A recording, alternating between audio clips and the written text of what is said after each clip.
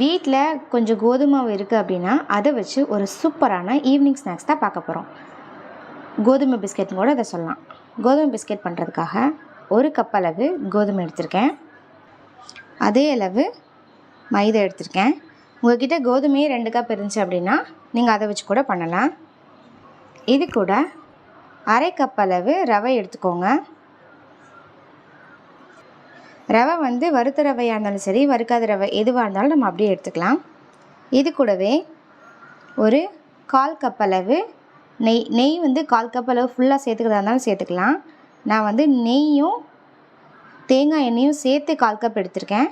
அதை வந்து இதில் சேர்த்துக்கிறேன். 1 கப் அளவு துருவன தேங்காய் எடுத்திருக்கேன், அதையும் சேர்த்துக்கலாம். இது கூடவே 1/4 கப் அளவு கருப்பு எள்ளு சேர்த்துக்கிறேன்.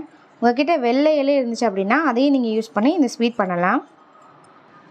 இந்த பிஸ்கட் பண்ணுறதுக்கு ஸ்வீட்காக நான் 1 கப் அளவு சுகர் எடுத்திருக்கேன். இந்த சர்க்கரை கூடவே 5 ஏலக்காய் சேர்த்து நல்லா பவுட்ரு பண்ணிக்கலாம்.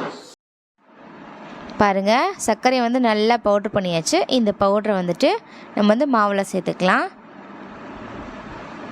மாவில் சேர்த்ததுக்கப்புறம் ஒரு பிஞ்ச் அளவு சால்ட்டு சேர்த்துக்கலாம். ஏன்னா நம்ம ஆட் பண்ணியிருக்க சுகரை இன்க்ரீஸ் பண்ணி கொடுக்கணும் இல்லைங்களா, அதனால ஒரு பிஞ்ச் அளவு சால்ட்டு சேர்த்து எல்லாத்தையுமே நல்லா மிக்ஸ் பண்ணிக்கலாம். இப்போ இந்த மாவில் வந்து நான் வந்து 1/4 கப் அளவு நெய் சேர்த்துருக்கேன். நெய் கொஞ்சம் ஆயில் கலந்து சேர்த்துருக்கேன். இது எதுக்கு அப்படின்னா அந்த கேக் வந்து இப்போ நல்லா கிறிஸ்பியாக இருக்கணுங்கிறதுக்காக தான் அது 1/4 கப் அளவு ஆயில் சேர்த்துருக்கேன். 1/4 கப்புக்கு கம்மியாக நீங்கள் சேர்த்திங்க அப்படின்னா உங்களுக்கு வந்து அந்த பிஸ்கெட்டோடது வந்துட்டு கரெக்டாக வராது. ஸோ 1/4 கப்புக்கு குறையாமல் நீங்கள் வந்து ஆயில் இல்லாட்டினா நெய் சேர்த்துக்கோங்க. இது நல்லா மிக்ஸ் பண்ணிக்கோங்க. இது நல்லா பிடிக்க வரணும், உதுத்து விடணும். இதுதான் இதோட சரியான பதம். உங்களால் எந்தளவு நல்லா முடியுமோ அந்தளவு நல்லா பிசைஞ்சு விட்டுக்கோங்க. பாருங்கள், பிடிக்க வந்துருச்சு. இப்போ உதுத்து விட்டோன்னே வந்துருச்சு. இதுதான் சரியான பதம். இப்போ இதில் கொஞ்சம் கொஞ்சமாக தண்ணி சேர்த்து நம்ம நல்லா பிசைஞ்சுக்கலாம். சாஃப்டாக பிசைஞ்சுக்கோங்க. சப்பாத்தி மாவு பதத்துக்கு நல்லா சாஃப்டாக பிசைஞ்சுக்கோங்க. ரொம்ப தண்ணி சேர்த்துடக்கூடாது. கொஞ்சம் கொஞ்சமாக சேர்த்து பிசைஞ்சுக்கோங்க. பாருங்கள், சப்பாத்தி மாவு பதத்துக்கு நல்லாவே பிசைஞ்சாச்சு. பாருங்கள் எந்தளவு நல்லா சாஃப்டாக இருக்குது அப்படின்னு. இதில் வந்துட்டு இந்த மாவில் நம்ம வந்து சுகரை வந்து பவுட்ரு பண்ணி சேர்த்துருக்கோம். அப்படிங்கும்போது தண்ணி ரொம்ப ஊற்றுனீங்க அப்படின்னா இது மாவு வந்து ரொம்ப கொலன்னு போயிடும். ஸோ தண்ணியை தெளித்து விட்டு கொஞ்சம் கொஞ்சமாக தெளித்து விட்டு பிசைஞ்சிங்கன்னா தான் உங்களுக்கு இந்த பதம் கிடைக்கும். இல்லாட்டினா தண்ணி அதிகமாக போயிடும், ஸ்வீட்டும் உங்களுக்கு சரியாக வராது. இப்போ இதை வந்து ஒரு 15 நிமிஷம் ஊற வச்சுக்கலாம். ஏன்னா நம்ம ரவை சேர்த்துருக்கோம் இல்லைங்களா, இதெல்லாம் கொஞ்சம் நேரம் ஊறினா தான் இந்த ஸ்வீட் வந்து சாப்பிட்றதுக்கு நல்லா கிறிஸ்பியாக டேஸ்டியாக இருக்கும். ஒரு 15 மினிட்ஸ் வந்து இது நல்லா ஊற வச்சுக்கலாம்.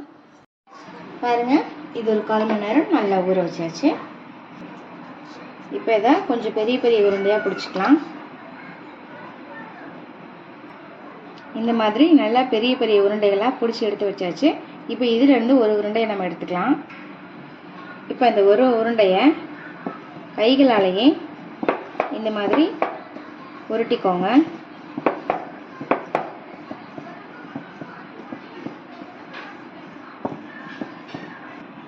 பாருங்கள், நல்ல ஒரு உருளை ஷேப்க்கு இதை வந்து உருட்டியாச்சு.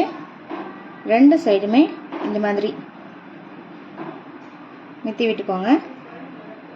உங்களால் எந்த அளவு நல்லா நைஸாக உருட்ட முடியுமோ, அதாவது கொஞ்சம் ரொம்ப தடிமனாக இல்லாமல் எந்த அளவு நல்லா மெலிசாக உருட்ட முடியுமோ அந்த அளவு நல்லா மெலிசாக உருட்டிக்கோங்க.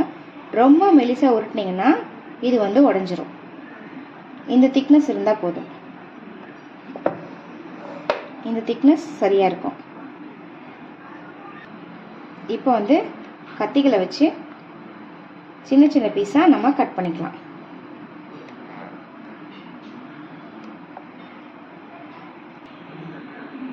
பாருங்கள், சின்ன சின்ன பீஸாக கட் பண்ணியாச்சு. இப்போது இதிலேருந்து ஒரு பீஸ் எடுத்து காமிக்கிறேன். பாருங்கள் எவ்வளோ சேஃபாக இருக்குது அப்படின்னு சொல்லிட்டு. இப்போ இதை வந்து இந்த கார்னரில் மட்டும் லைட்டாக ப்ரெஸ் கொடுத்துக்கலாம். ஏன்னா நம்ம வந்து ஆயிலில் போடும்போது உதிராமல் இருக்கணும், அதுக்காக லைட்டாக ப்ரெஸ் பண்ணிவிட்டு இதே மாதிரியே எல்லாத்தையும் எடுத்து வச்சு பாருங்கள். எல்லாத்தையுமே சின்ன சின்ன பீஸாக கட் பண்ணியாச்சு. இப்போ இதை ஆயிலில் போட்டு பொரிச்சுக்கலாம். ஆயில் நல்லா சூடானதுக்கப்புறம் இதில் ஒன்று ஒன்றா சேர்த்துக்கலாம். அடுப்பை கம்ப்ளீட்டாக லோ ஃப்ளேமில் வச்சுக்கோங்க. லோ ஃப்ளேமில் வச்சுட்டு இது ஒரு 5 நிமிஷம் பொரிச்சிக்கலாம். 2 சைடுமே திருப்பி போட்டு பொரிச்சிக்கலாம். இந்த மாதிரி பொரிச்சு கூட இந்த மாதிரி ஸ்நாக்ஸ் பண்ணி நீங்கள் 1 மந்த்து கூட ஸ்டோர் பண்ணி வச்சு கூட சாப்பிட்டுக்கலாம். தண்ணி படாமல் இருக்கணும். இதை ஸ்டோர் பண்ணுறது வந்து நல்லா ஒரு ட்ரையான ஒரு ஏர் கண்டெய்னரில் இந்த மாதிரி ரெடி பண்ணி ஸ்வீட்ஸ் ரெடி பண்ணி நீங்கள் ஸ்டோர் பண்ணி வச்சு கூட சாப்பிட்டுக்கலாம். அவ்வளோதாங்க. இதே மாதிரியே எல்லாத்தையுமே நல்லா பொரிச்சு எடுத்துக்கலாம். அவ்வளோதாங்க. கோதுமையும் மைதாவையும் வச்சு ஒரு சூப்பரான பிஸ்கட் ரெடி பண்ணியாச்சு. இதே மாதிரியே நீங்களும் வீட்டில் ட்ரை பண்ணி பாருங்கள். டேஸ்ட்டு அட்டகாசமாக இருக்கும். இந்த மாதிரி பிஸ்கட் ரெடி பண்ணி நீங்கள் வந்துட்டு நல்லா தண்ணி போகாத ஏர் கண்டெய்னர் பாக்ஸில் ஸ்டோர் பண்ணி வச்சு 1 மாதம் வரைக்கும் வச்சு சாப்பிட்லாம். கெட்டு போகாது. பாருங்கள், நல்லா கிறிஸ்பியாகவும் இருக்குங்க. சாப்பிட்றதுக்கு நல்லா டேஸ்டியாகவும் இருக்கும். ஸோ மறக்காமல் அந்த ஸ்நாக்ஸை நீங்கள் ட்ரை பண்ணி பாருங்கள். டேஸ்ட் எப்படி இருந்துச்சு அப்படிங்கிறத மறக்காமல் கமெண்ட் செக்ஷனில் சொல்லுங்கள்.